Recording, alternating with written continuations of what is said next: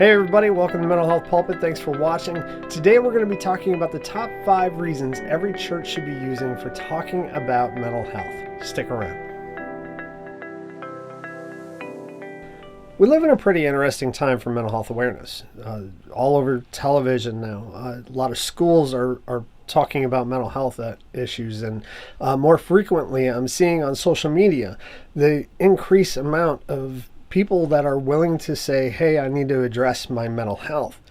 Now, I think COVID kind of forced the issue for a lot of people to the point of not being able to ignore their mental health the way that they may have done so in the past. And in a sense, as a mental health advocate, that's good news. I mean, not the COVID part of that, but the part about our mental health. My job as a mental health advocate is to ultimately put myself out of work. If everyone is talking about mental health, then I don't need to tell them to talk about mental health, right? Unfortunately, I think my job is pretty secure for the moment, but with the increase we're seeing in people talking about mental health, the easier my job gets. Exposure brings with it comfortability. In the faith community, I'm starting to see some of this as well. There have been a few larger churches that have really championed the cause. I think of Saddleback Church out in Orange County, California, and their Hope for Mental Health ministry, started by Rick and Kay Warren. They have touched millions of people with what they're doing out there. I think of pastors like Derwin Gray out of Transformation Church in Indian Land, South Carolina. He is willing to talk about mental health in his sermons to a very large in-person and online community as if mental health is a regular part of the Christian experience, because it is. And he's doing so unapologetically.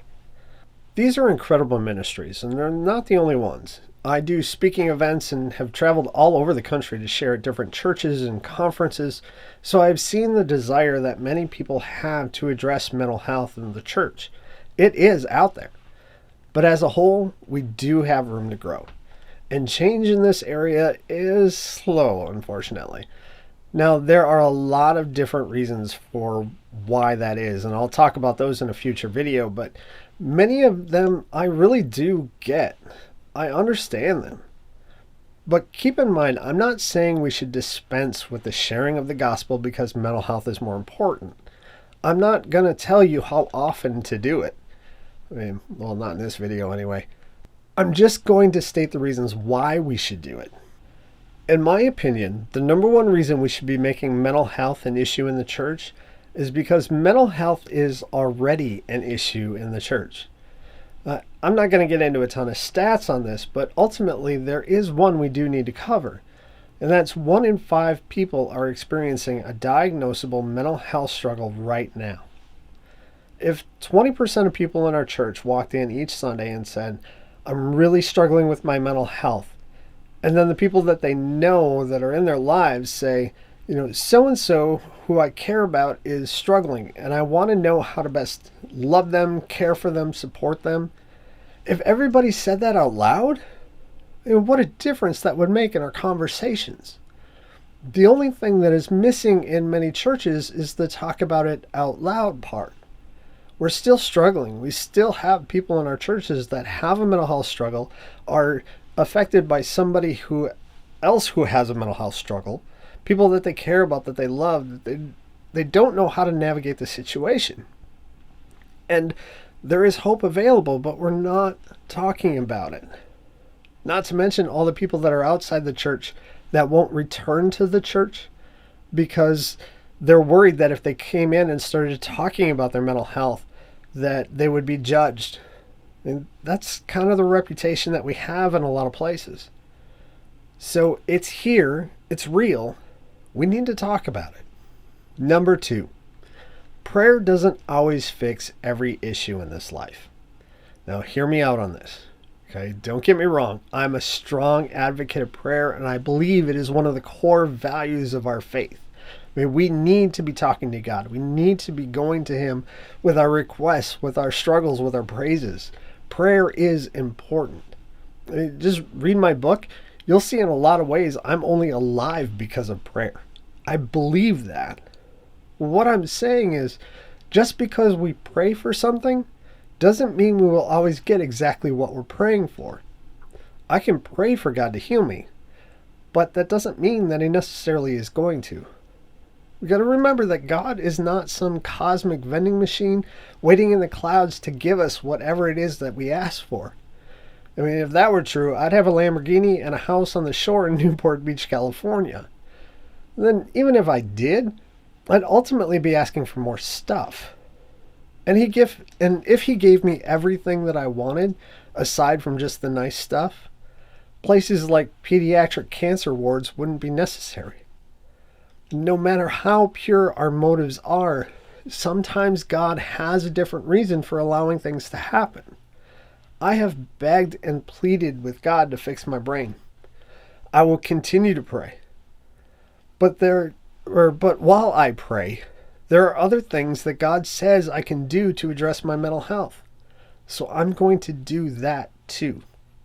There are things that are outside of prayer that we need to talk about when it comes to our mental health. Number 3, God loves your brain. In Mark 12:30, Jesus says, "Love the Lord your God with all your heart and with all your soul and with all your mind and with all your strength." Your mind is a priority for God. Now, if my mind is healthy and functioning the way that it should, loving God with all my mind is a lot easier to do. Loving God with my mind while struggling with my mental health is not an impossibility. In no way would I want to insinuate that you can't love God with your mind while at the same time struggling with your mental health. I mean, that couldn't be further from the truth. What I'm getting at is if we can do something that would make it so we have more energy, so we have more bandwidth for focusing on God's will for our lives, why would we not want to do that? Talking about mental health brings freedom. I don't have to expend energy hiding my depression if I feel safe enough to be me. So then how else could I be using that energy? How much could my relationship with Christ grow because I could address the things I struggle with? How much stronger could we be as a church? So much energy is spent trying to figure out how do we navigate this in a way that won't give up my secrets, in a way that says, I'm fine, everything's fine, no worries, we're all good. If we were to take that energy and put it towards loving God and loving people the way that God calls us to do, the world would be a very different place. We're never going to get rid of it 100%. I'm not saying that. What I'm saying is we can do better. We can live differently. And it starts with talking about it.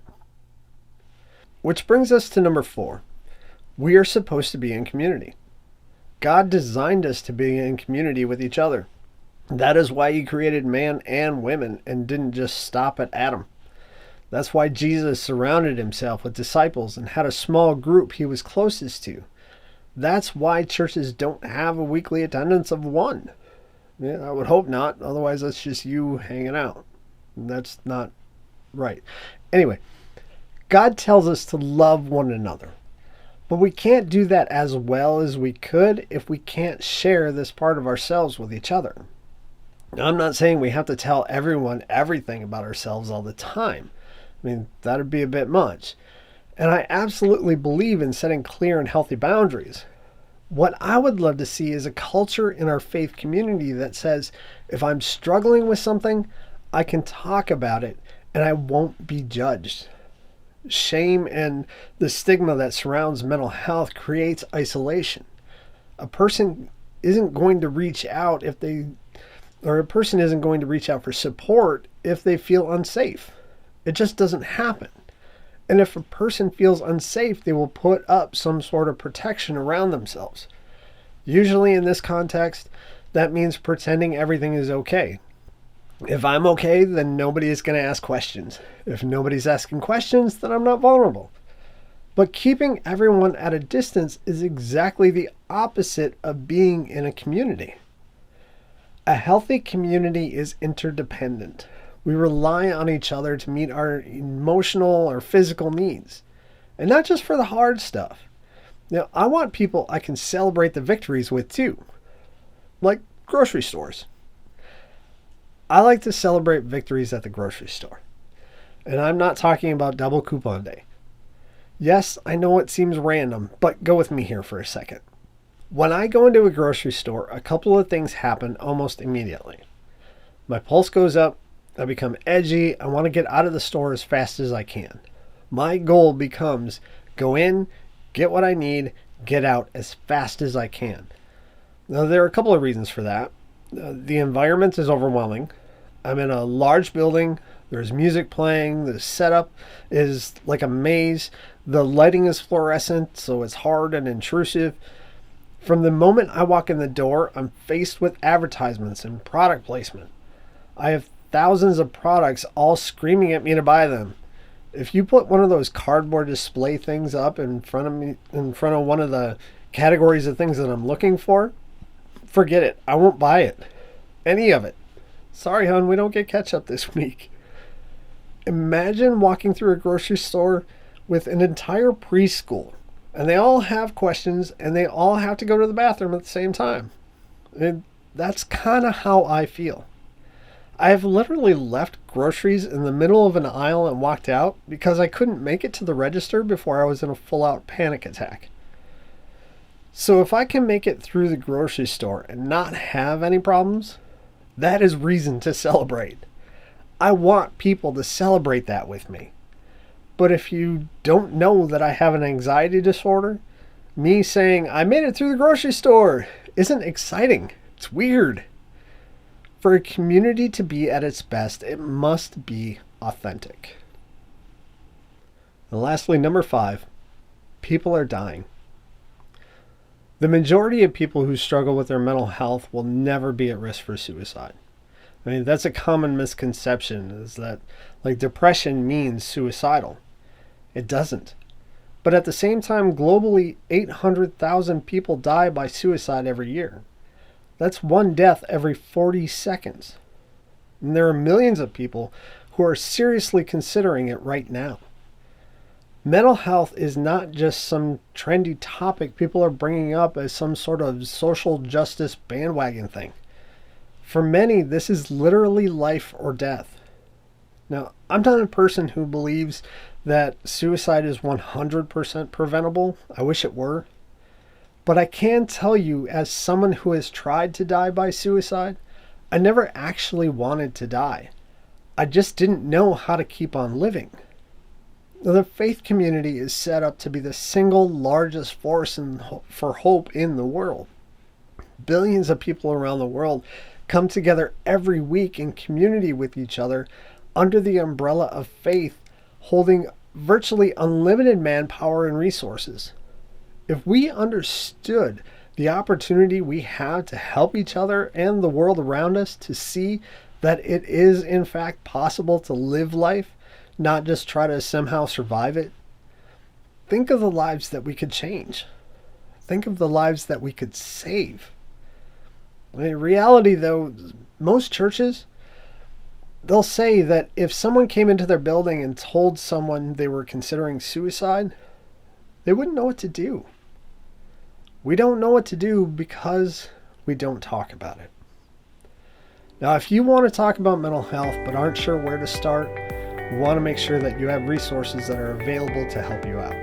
Visit us at mentalhealthpulpit.com. Connect with us there. We would love to hear from you. We would love to help get the conversation started. I'm not just saying go do this without telling you how to do it. I want to help you do it, but you have to believe that it's important first. It is vitally important. So thanks for letting me share.